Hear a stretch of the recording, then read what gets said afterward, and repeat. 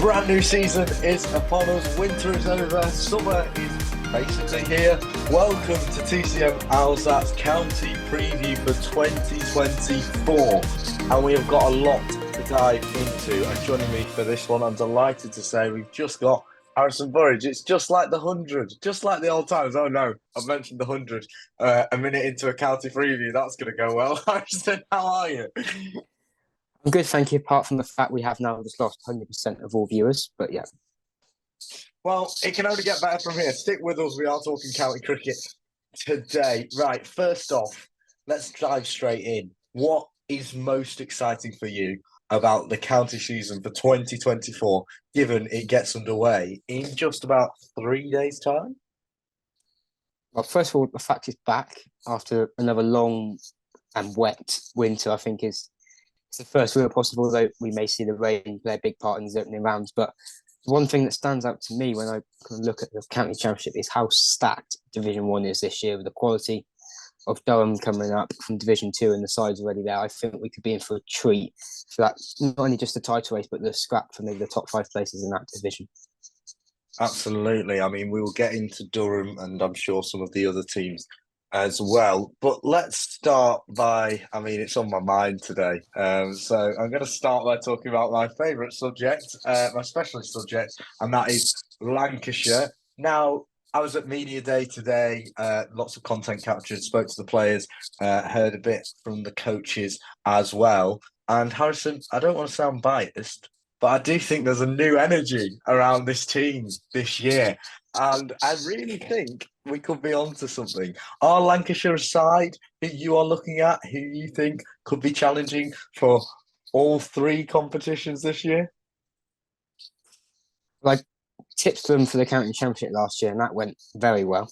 But they're always going to, like almost my side, Hampshire, in the same way. They're going to always be thereabouts in every format, regardless, because of when it comes to the One Day Cup, they've got the depth and they've got the young players to back up those that leave for the 100. But then in the Blast and the County Championship, they have the quality and the international experience throughout the ranks that allow them to compete at the top. So they will inevitably be there regardless, especially in this Rebel format, albeit the Nathan Lyon blow in the past week is a substantial one. I think one no one really saw coming, because you would have thought playing a few championship games so far out from the Australian summer wouldn't have been too much of an issue, but Cricket Australia have got every right to manage their own play, especially ahead of their own big summer with India coming over. But then it gives Tom Hartley more opportunities, and after his winter, I think that's probably the best thing, especially for England.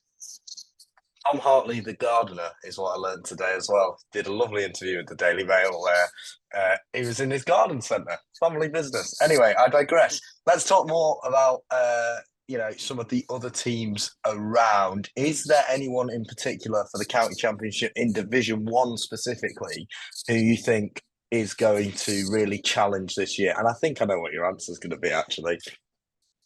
Well, we'll get the elephant in the room out of the way. Surrey will be up there regardless. That kind of goes without saying. I think they probably will win it. I mean, I mentioned the depth there that Lancashire and Hampshire have. What Surrey have is to another level. Keema Roach and Sean Abbott back as overseas again, and of course Dan Lawrence has signed as well, just to add another batter to that middle that wasn't really needed for the sake of the competition, but it strengthens them fantastically, and they will again be up there. And for myself, probably winning it. But when you look elsewhere, Essex, Hampshire, 2nd and 3rd last year, again, albeit Essex this year, rocked by Lawrence leaving, but they got Jordan Cox coming in. Hampshire bolstered it with Ali Orr coming in from Sussex. So they've both made improvements. And I touched on them at the start, but Durham, I think they're a real big one to watch. They tore Division 2 apart last year. When you look at the team, Matty Potts, Bryden Cast, Alex Lees, Ollie Robinson, David Bedden, that's what they had last year. They've added Scotty Rowland, which, if you ask any England fan, they have nightmares about every night still from that winter and that series that we won't go into anymore.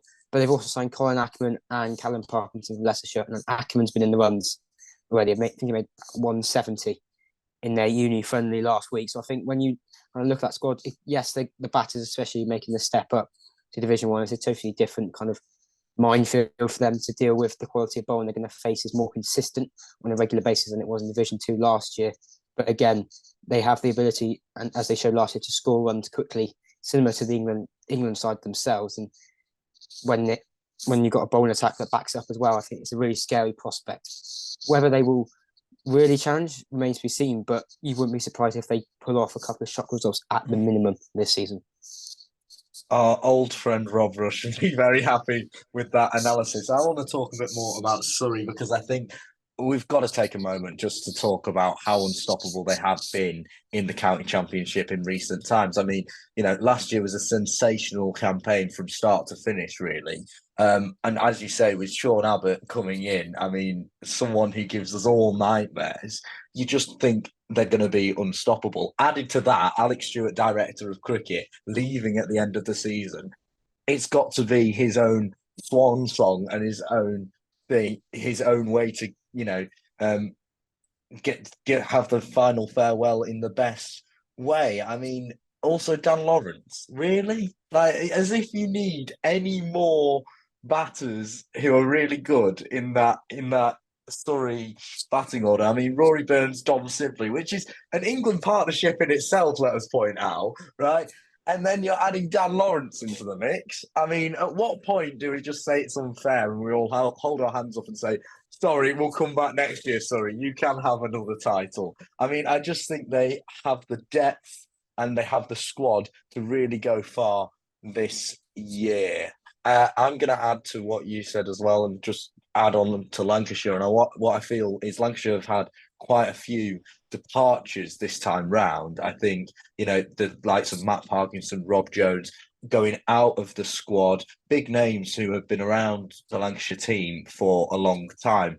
But the youth talent that is coming through is something that I really felt that they're going to get opportunities this year. So George Balderson, George Bell, Josh Boyden, Matty Hurst, the likes of them, Harry Singh, are pushing into the squad. And I actually don't think we know who we're going to see in that starting 11 for Lancashire versus Surrey, because I think Lancashire still have the depth of a squad that they need to be able to really challenge. Also, new head coach, I just think will bring new energy. But enough about me, because I've managed to talk about Lancashire for about, in two answers in the past 10 minutes. So we should probably move on. Who else have you got your eye on in terms of players, perhaps, who you think are going to have a stellar year? Well, I think in the kind of recent week, there's been one signing that's kind of leapt out on the county scene, and that's Jason Holder at Worcestershire. Yes, he's only there for the first 5 games, but this is a side that over the winter lost the likes of Dillian Pennington, Josh Tung, Jack Haynes, Pat Brown, Ben Cox, and Mitchell Stanley. They're also, I think, in their second 11 friendly against Gloucestershire, Ben Gibbon and Tom Taylor ran into each other in the field, and Gibbon's definitely out of the first game with concussion. I think Taylor the doubt as well. So they're reeling in some departments, but they're going to be a side fighting to stay up this year. It's kind of inevitable of their resources and what they have lost from their resources they had last season. But Holder brings that international quality in all areas, bat, ball, and he will probably most likely be in the slips, which he does have a decent record at as well. So, and when you look at it as well, I think they've got Somerset, Kent, Warwickshire in their first 3 games. They are games they'll be looking to, in their first 5 games, they'll be games they're looking to get a result in because they're going to need to pick up points early, else you fear they could end up like a Northants last year. I'm going to digress from you there. And I was actually looking at the business that Worcestershire have done over the off-season. So, yes, you're right. They've lost a key lot of talent. But actually, I think the talent that they've brought in, particularly in the likes of Rob Jones, Ethan Brooks, and Tom Taylor, actually, I think those signings are not the names that would jump out at you. As you say, Jason Holder, it definitely is. But they are names which are solid county players. And I actually think Worcestershire might surprise a few people this year, bringing a new energy to the side, given the changes that they've gone through. And as for Jason Holder, I mean, that man is just box office. So to be able to see him in the county championship will be very, very good. And I think the other thing is that, people tend to talk down the county championship a lot. People tend to say that it's, dying and only one man and his dog go to it or whatever, or, people don't enjoy it. But really, these overseas players keep coming back year and year. The best players in the world, Nathan Lyon, Jason Holder, etc. They want to play in English conditions with the red ball. And I think that is really, really interesting and really good for the game. And I think actually the longevity that that will give teams and give them is, a thing to be a force to be reckoned with, and something we should all really respect and talk up a bit more. I think we're very good at talking down English cricket. Anyway, is there any other perhaps domestic player who you've got your eye on, Harrison, who you think will be in for a stellar 2024? One's just come to mind now, and it's slightly biased being from Hampshire, but he had his kind of debut season last year at the top of the order, Fletcher Middleton. Made an early impression, might have been a couple of 50s, but at least a couple of 40s in the first game of the season. Kind of made you sit up and take note. And he kind of implied himself throughout the season. I think he got himself a century in the One Day Cup to give himself kind of cross that little bridge for his own confidence. But he's going to have Ali Orr alongside him, kind of, who's torn up the scene with Sussex in the last couple of years. That experienced head, and hopefully they can form a settled partnership, because that's what Hampshire haven't had for a number of years, and probably one of the reasons, alongside other batting deficiencies, why they haven't kind of crossed that final hurdle themselves to win a county championship. But he's kind of a young right-handed opening bat who does seem technically sound and has the potential to push on. And you feel it has to be a year he has to push on if he wants to kind of consolidate that place for the years to come. But that's one that stands out. Kind of to flip back almost to overseas for the sake of it, Kent have got a couple of interesting names down there. Wes Agar and Xavier Bartlett. Xavier Bartlett's a bowler I love watching in the Big Bash. I believe he played for Australia in the winter as well, and tore that one up against either West Indies or Pakistan in the white ball stuff. But Wes Agar had a fantastic spell with Kent last year. So bowling's always been an issue for Kent in the last few years. It will be an issue again this year, because I believe they're a bit hit and miss, those two, in terms of availability, not for the full season. But if those two fire, especially in the early rounds, then it can give Kent the boost they need in the bowling department, because the quality's there. Plus Bartlett is a more than capable batter as well, so that's extra reinforcement to that order that lost Jordan Cox. I think everybody, when I was at Kent Media Day, was very excited about the prospects of those signings. But also, I mean, more Lancashire prop. What do you expect, guys? Well, ex-Lancashire prop. Someone I'm tipping for a good 2024 season is Matt Parkinson.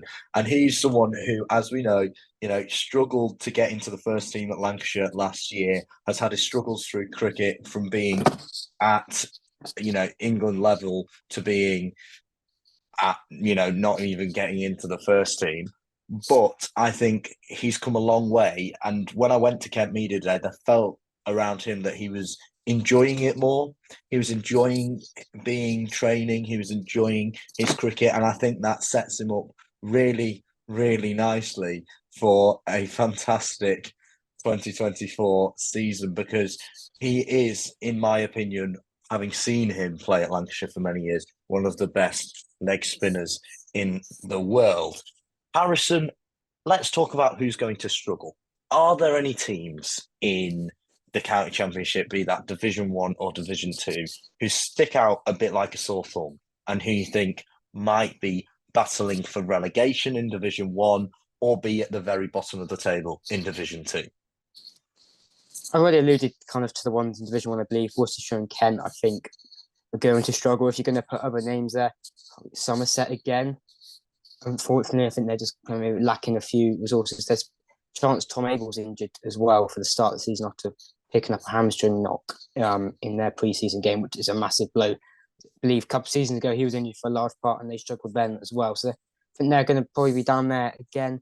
Maybe Nottinghamshire could be a side that kind of, just because of the sheer quality of everyone else around them, could find themselves in a little scrap down the bottom. But then when you look kind of down to Division 2, it's hard to call Division 2 this year, because you lost the two best sides last year, undoubtedly. And this time last year, we were sat here saying that Yorkshire and Gloucestershire will go up, but they were the bottom two last year, and Gloucestershire didn't win a game. So you have no idea what's going to happen. I think it's kind of set the record saying I think Yorkshire are going to be much better this year, and Gloucestershire as well. I can't see if those two. Obviously, Yorkshire had the points deduction last year, so that's why they were seventh. But if those two are kind of occupying bottom half spots again, I think I'd be very surprised at the very least, especially from going to the Gloucestershire Media Day myself. They seem very upbeat and confident about their own chances under new head coach Mark Alleyne. Signing, kind of like Daryl Benkenstein has probably done at Lancashire, the old Gloucestershire coach. Has brought a new sense to life, and they're kind of trying to simplify matters and how they want to play their cricket, which is the best way for any side to go about it. But when you look elsewhere, Derbyshire could be one that could be down at the bottom. They've had Mohamed Amir spell cut short by his decision to return to international duty in recent weeks. They also lost Billy Godman, the opening back, George Scrimshaw, Lewis Deploy in the off-season, albeit they've replaced with David Lloyd, Anya and Donald, to name a couple. But you think they may be missing that quality when it stacks up against the rest and could find themselves down there. But no one else really stands out as a real struggler. I think like Division 1, Division 2 is going to be a competitive division. Teams will beat each other. You may not have the case last year where I think Durham had 7 wins out of their 14 games. You may not have someone, unless it is like Yorkshire, that runs away with it completely, especially with, I'm sure we'll get onto the fact they're going to have a couple of big names available for those early rounds, which could swing the tide massively. But when you look at overall, it's stacked to quality, and I say even amounts of quality across the squads as well. Let's stay on that big England names around the county championship in the first few rounds. Obviously today we have heard that Ben Stokes will be with Durham and available for Durham, passing up on the offer of the T20 World Cup. Elsewhere, Yorkshire, Joe Root, Harry Brook, Johnny Bairstow, the full works. For Yorkshire though, I suppose my question would be there. Does it not pose a problem for Yorkshire in that their side, when England players are available, is very strong compared to their side when England players are not available? Do you think that dynamic will be hard to navigate? And what impact do you think the England players themselves will have on Yorkshire? It's probably hard to determine that impact because it's one of the unique natures of county cricket. You're going to have, especially your England players, kind of dipping in and out when they can because the international schedule is so kind of packed these days. It kind of, that's what it has to be. But I mean, Harry Brook the other day scored 74-42 in a preseason friendly, and I mean that's just taking the mick, to be honest. At this point, if he's doing that already on batting decks that you presume are not the best, then kind of beware Division 2 bowlers for those opening few weeks. But Root as well, you just, especially after the couple of months he's had, you just want him to have a fantastic kind of run of form and for those early months going into the Test summer, because he probably just to ease some pressure on his shoulders, because everyone's always watching him and saying, why isn't he still in runs, why isn't he doing this and why is he doing that, etc, etc. But I mean, in terms of affecting the whole squad, I know they've lost Will Frayne over the winter, so that's probably maybe one batting option who would have taken one of those spots at the start of the year. But George Hill's really grown into his own as a kind of middle order batter who bowls a bit as well, youngster. He's more than capable of still playing alongside those. I believe probably Adam Lyde is still operating at the top of the order alongside Finlay Bean. So I think the thing is just part and parcel of county cricket. You're going to have these players coming in and undoubtedly strengthening your side. And I think the players who miss out, and without a doubt, they're going to be annoyed. It's professional sport. If you miss out on a game, you're annoyed regardless. But they know that it's only for a short time. They'll get their opportunities to push their own case when Brook and Root have kind of moved on to their England commitments in the summer. But at the same time, they're going to have the opportunities to kind of have the conversations and work alongside those two for a few weeks, which will, without a doubt, improve their games as well. So into underdogs then, particularly underdog teams. I will go first for this one. And my underdog for the County Championship for 2024 is actually Warwickshire. And I'll tell you why. Firstly, because Alex Davies, ex-Lancashire. You see, there's a common theme running through these. He is the new captain taking over from Will Rhodes. And also, they're re-signing of Hassan Ali. And Hassan Ali in the Championship, we know, can absolutely tear it off. It's a bit up in the air as to how many games he will play for. But I think when they have him, he will make a massive impact. Also, Liam Norwell, another name from 2022, who has had his injury struggles, which put him out in 2023, coming back to be able to get back on the field with Warwickshire will make a massive impact. And also, young talent too. Jacob Bethel, an under-19s name, who we talked about in that World Cup ages ago. He is looking for a breakthrough season. I think that combination of those things together, as well as Mark Robinson as a coach, who I think is really quite good. Last year they finished fourth, and I think they weren't really happy with that. I just think that people aren't going to talk about them, but they might actually do quite well. Harrison, who are you going to go for? Oh, I've just been kind of going through the list and trying to find one. I was thinking Leicestershire, I was thinking Sussex, but then they've had big notable departures, both of them this year. So I'm thinking maybe not this year. So I've settled on Northamptonshire, and it could be a little cliche with them obviously coming down from Division One to Division Two, but they were a county in 2022 that really impressed me. I think they finished, may have been fifth, or they may have tailed off a bit towards the end of the season, finished a bit lower. But that was their first season in Division One after early in promotion, I think back in 2019, but they're not actually getting the opportunity to actually play the Division One cricket because of the COVID pandemic. But they're a side that I think have a lot of quality. For Rob Keogh, spin bowling all rounder, he's been in the game for a long time, but he seems to be really involved and grown into his current kind of addition in recent years to what is a consistent run scoring machine in the middle order, and someone who can take wickets and be someone that the captain can trust as a spinner to hold up an end and offer a threat with ball in hand. But then they've added Chris Tremaine as overseas, who they had last year for a little spell. I believe he made a big impact then, similar to Wes Agar at Kent. So another Australian coming over and having success in our conditions.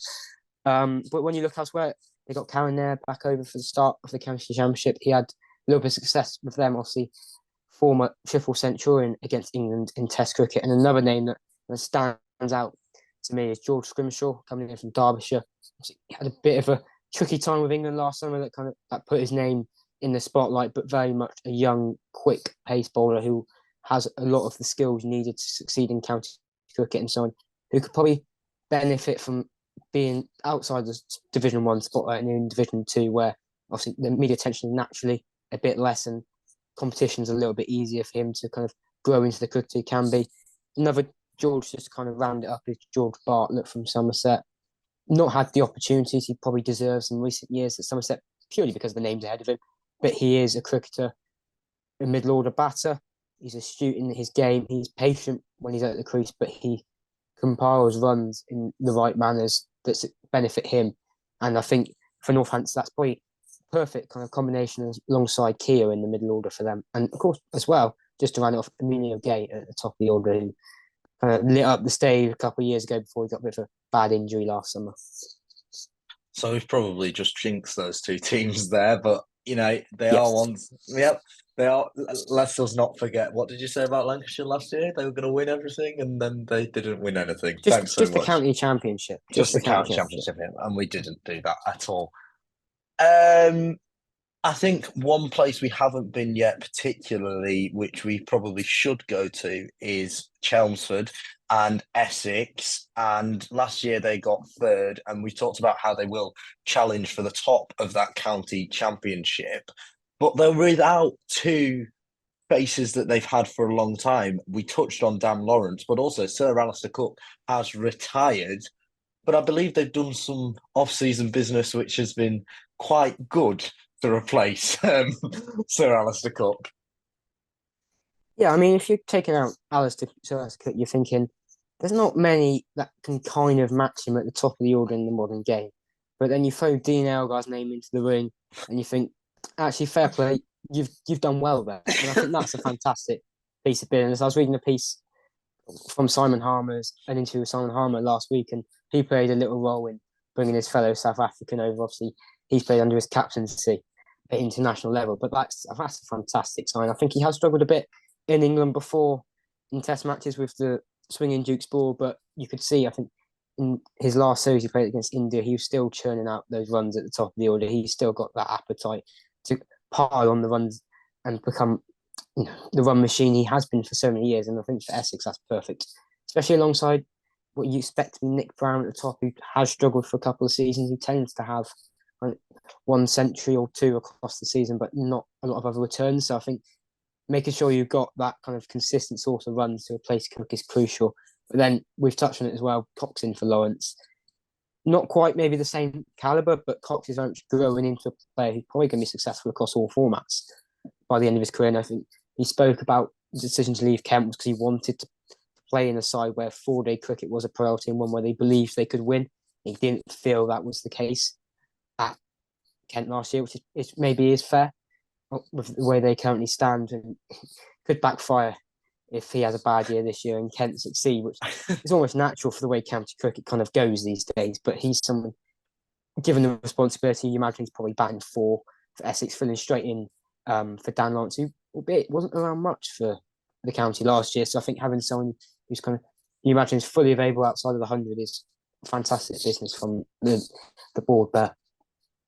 Before we move on to our predictions about who's going to win Division 1 and get relegated from Division 1 and who's going to go onto Division 2, let's just touch on a few of the stories that we haven't managed to cover. And I'm going to Division 2 and Glamorgan because they've got a new captain and coach in Sam Northeast and Grant Bradburn. They're also going to have Marnus Labuschagne back at the end of May, but they have lost Michael Nisa to Hampshire. And then, of course, we've got Leicestershire, who had, I think, what's best described as a mass exodus last season. So, they have also been recruiting, but, 8 players left the club, and that is a massive hole to fill. So I think they really could struggle. And then Middlesex as well. And as we know, Middlesex always seem to struggle, be that off the field and on the field. They were 9th last year in Division 1, obviously getting relegated. But they have had Lewis Deploy join the ranks there and Henry Brooks, 2 fresh signings. Harrison, do you think that will help them?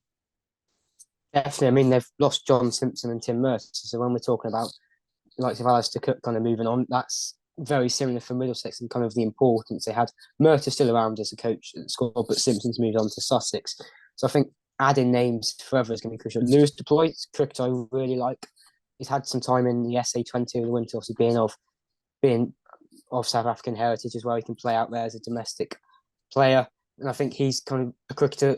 I think it was a weird move when it was announced because it was one of those classic mid-season announcements going from Derbyshire to Middlesex with the position Middlesex were in. So I think he was probably hoping they were a Division 1 side when he signed, but unfortunately not. But with his record in Division 2 with Derbyshire last year, he'll be hoping to push Middlesex back up. And I think for Middlesex's finances sake, they could probably do with getting back up in Division 1 as quickly as they need as possible. Definitely could do. Right. It's crunch time then. Who is going to win the county championship for 2024 in Division 1?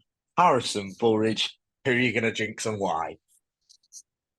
So, we've touched on them. Their squad is incredibly stacked with quality throughout all the ranks, and I think it's very hard to look past any side kind of matching them, especially when kind of you may lose a couple of players to England duty for us. And then who will be relegated from Division 1? It's tough because I think there's a couple of sides who could be in the mix, but I think unfortunately there's one that stand out in Worcestershire purely because of the names they've lost of that side that got them up last year. I think that's kind of to rip out the core of any promotion winning side is a hard task to fix over the off season, and they've done well. They've done well to recruit, but I don't think it'd be enough against the rest.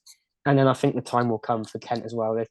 They've kept their head above water for a couple of seasons now with a bowling attack that's faltered, whilst the batting lineup has scored plenty of runs. But I think this year they will fall the wrong side of an incredibly stacked lineup of teams. And then for Division 2, who's going to win Division 2 this year, Harrison, and get promoted?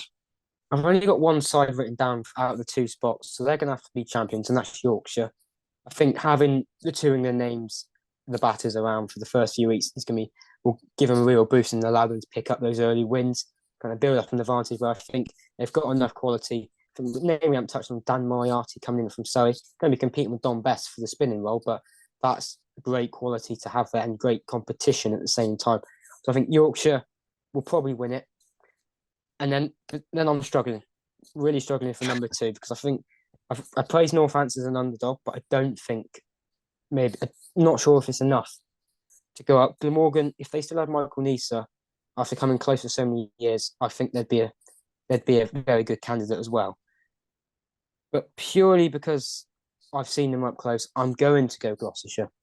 I think under Mark Lane, they've got something where they've simplified their brand of cricket to play in a way where they need to win. And they spoke a lot about how last year they just didn't get over the line in a couple of games from having key positions. So I think if they focus on those small areas of the game and get those couple of wins where they can go from 0 wins to promotion in a couple of months is going to be a steep ask and a steep challenge. But I believe you've got the Price brothers there who I think just grow and grow each year they play.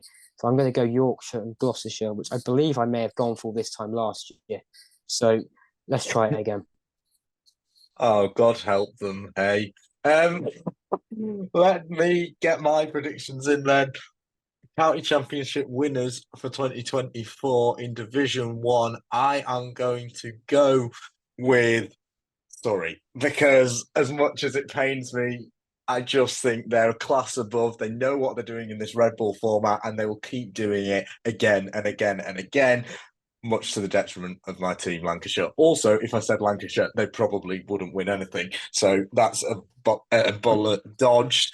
I think in terms of relegation, I'm finding it really difficult because I do think the standard is really high in Division 1 this year, but I'm going to go for, I'm actually going to say Nottinghamshire because I think they aren't really a team that's standing out. They have the names there, but I don't think they've got the star power to be able to really push to the top of the Championship.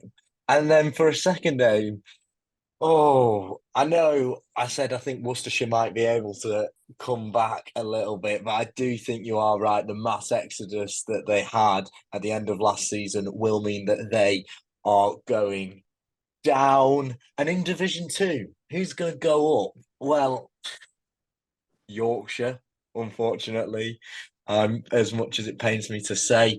And then I'm going to go for, well, I'm actually going to go for Leicestershire, which is probably a bit of a rogue shout, but I just think cricket at Grace Road has got an energy about it recently, and I think they again have had a big changeover of personnel, and I just think they might be able to just push up there.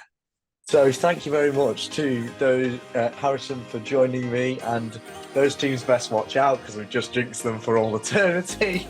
If you enjoyed, please do like and subscribe. We've got plenty of content for you on the YouTube. We've got Harry Finch interviews, Jaden Denley interviews, and all the content from Lancs Media Day that is available for you right now. We will be back throughout the summer bringing you more of these, but for now, it is goodbye. And come on, Lancashire, let's get some trophies this year.